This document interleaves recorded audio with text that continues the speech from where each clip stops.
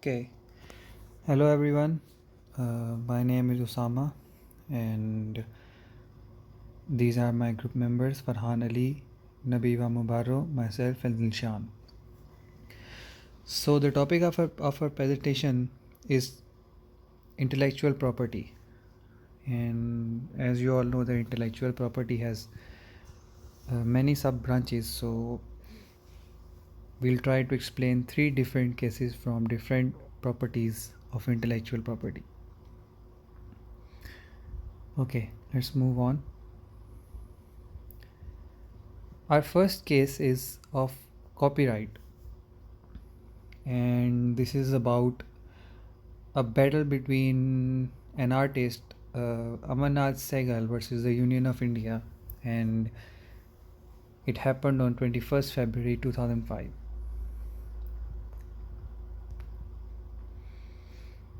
Okay, I'll give you a little background of the case. So, what happened was in 1959, the Indian government asked a talented sculptor named Amarnath Singh to design a mural for a wall of Vigyan Bhavan in New Delhi. As you know, it's a trend in India that uh, if you go to India or you visit there are a lot of walls, wall paintings, wall sculptures, wall art. You'll see a lot of that. So many of the art, it's their bread and butter to make sculptures on the wall and earn by that. So Amarnath Sehgal was one of them. Then what happened was that this sculpture was approved by PM of India, and then it was finally complete in 1962. So it was around 45 feet, 40 feet in height, and it was about 140 feet in length. Then, after about 20 years, in 1979, when the government was changed and the new government came in and they renovated the building where Amarnath Sehgal made the painting on the wall, and they took down the sculpture and just put it in the storage. So then there was a court discussion held after this incident because Amarnath Sehgal didn't like that his painting, his art was just thrown away, although he had the copyright to it. So, what happened in court was that Mr. Sehgal has assigned his copyright to the defendant, the government, in an agreement dated on 31st October 1960. So the defendant purchased all the rights and was free to do as it pleased. However, the discussion of the mural insulted the author's reputation. So, as you all know, that copyright is whenever a person makes a product or an invention, he purchases the copyrights, so anyone cannot copy it without his or her permission. So, the government destroyed the mural without any notification to the author.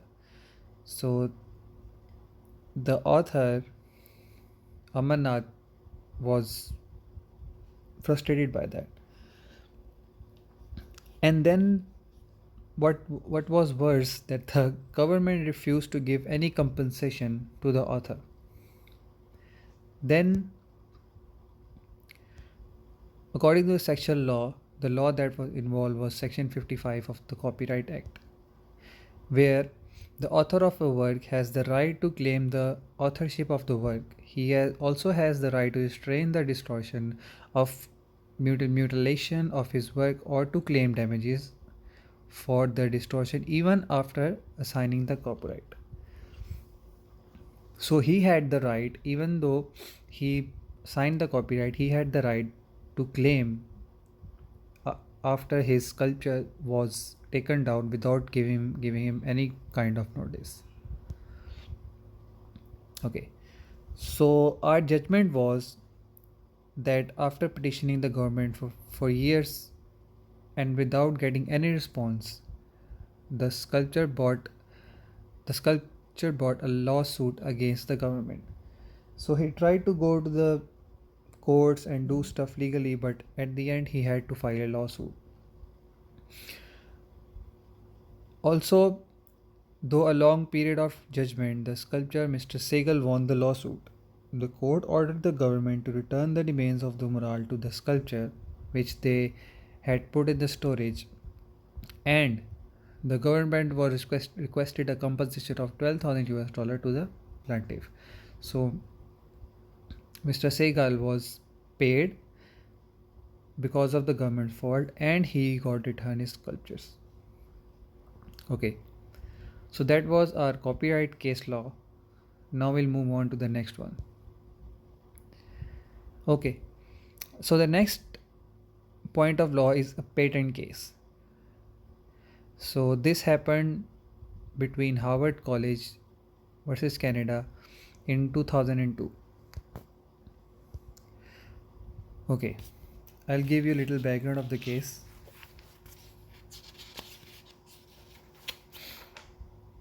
So the respondent applied for a patent on an invention titled transgenic animals, which they claimed to be suitable for animal carcinogenic studies. So what they did was they injected oncogene, which is a cancer prompting gene, into fertilized mouse eggs into a female host mouse. So they injected an injection into a female host mouse so that it could produce a product which they could generate and claim a patent on. So finally it led to generate a mice genetically altered and named as oncomouse because it was generated from an oncogene injected in the female mouse. So the respondents claimed patent protection for both the process and the product that came out through after they injected the oncogene into the female mouse. So the product that came out, which they name oncomouse, so they tried to claim the patent on that too. So the patent is that any invention you make and you want to be only you want to be the sole owner of the invention, so anyone could not make the same, or you will be the you will be the unique holder of the invention. So they try to do that on both the process and the invention. So after the court discussion, examiner granted patent only for the process, but they did not grant a patent for the product. So in the discussion, the court noted that biological inventions are not covered by the scheme of the Patent Act. Although the processes can be included or can be claimed as patents, but the biological inventions such as the mouse they created from the female host, which that could not be considered as a patent. Okay.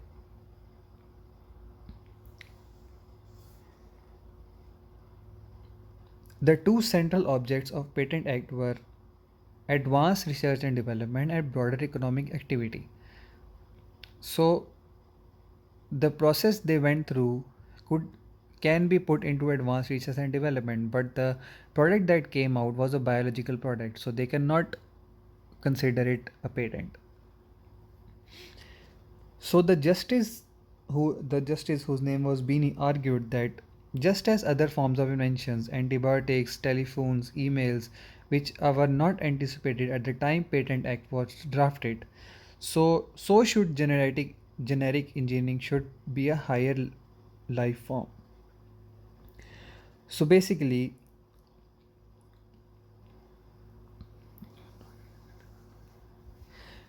some of the inventions were not anticipated by the time the Patent Act was introduced.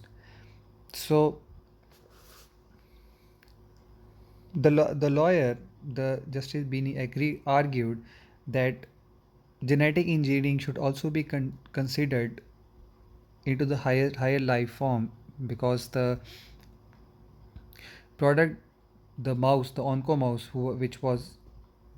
which was generated by the female mouse, should also be considered as a patent. But according to the Patent Act, you cannot consider the biological inventions as a patent. Okay. The section of law. Section 2 of the present Patent Act, Canadian law, was imposed. Inventions means any new and useful art, process, machine, manufacture, or composition of matter, or any new and useful improvement in the art, process, machine, manufacture, composition, or matter. But that did not include any biological inventions. So the judgment we made was high life forms are not invention under the meaning of section 2 of the Patent Act, as it does not qualify as a composition of matter or a manufacture, and hence does not meet the subject matter criteria of the Patent Act. As I said before, that the process could be considered as a patent because it can be put in the research and development of the Patent Act, but the biological invention which was generated biologically, that cannot be considered as a patent. So they gave the right to the process, that injection they injected into the female host, but the product that came out was not a patent at all. All right. So yeah, the patent cannot be given to the product Oncomouse. Okay. The next point of law is about trade secrets. As you know, trade secrets are the entities or the formulas or the programs that a specific company or a firm has that they cannot share to anyone. There's only a one thing, a one secret that keeps a company going, and they cannot share it with anyone, and so that anyone else could not copy their product or service or inventions. So that is basically called trade secrets. Okay, the case study is United States versus Sazonov, and it happened in 2017 in USA. Okay, a little background of the case study.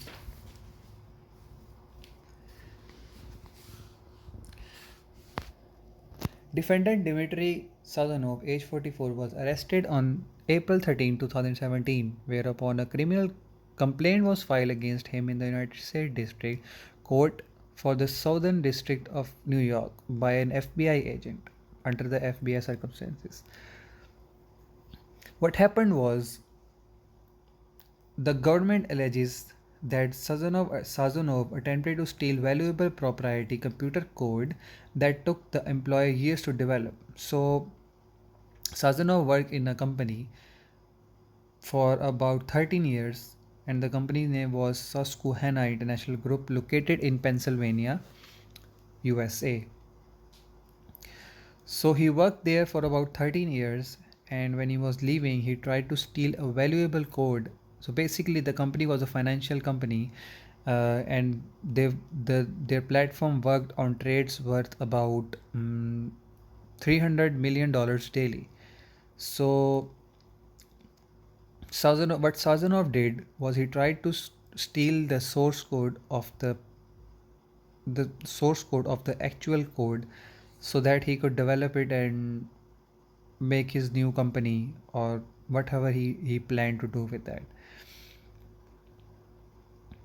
Also, he took elaborate steps to hide his theft. Regardless, he was caught and he had to pay the consequences. So his efforts to steal the code began in February 2017, when he knew that his supervisor has resigned. So basically, he worked for 13 years in the company under his supervisor. So when he came to find out that the supervisor has retired, he planned to steal the code and make his own company, and not hiring a person to make the whole code that the company made for years of development and hard work.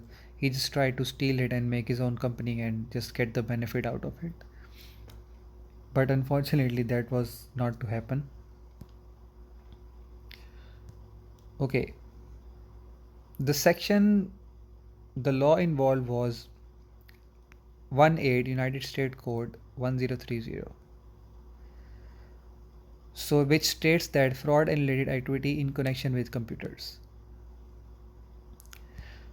So, the judgment we took out of it was that, and the result was that the defendant is charged with one count of attempted theft of trade secrets, which carries a maximum sentence of 10 years in a prison and a maximum fine of $250,000 or twice the gross gain of or loss from the offense. So he could have paid $250,000 and the loss that happened to the company from the extraction of the source code. So Sazonov had to cover all that. And that's about it. Thank you for listening. Hope you have a good day. Thank you. Bye bye.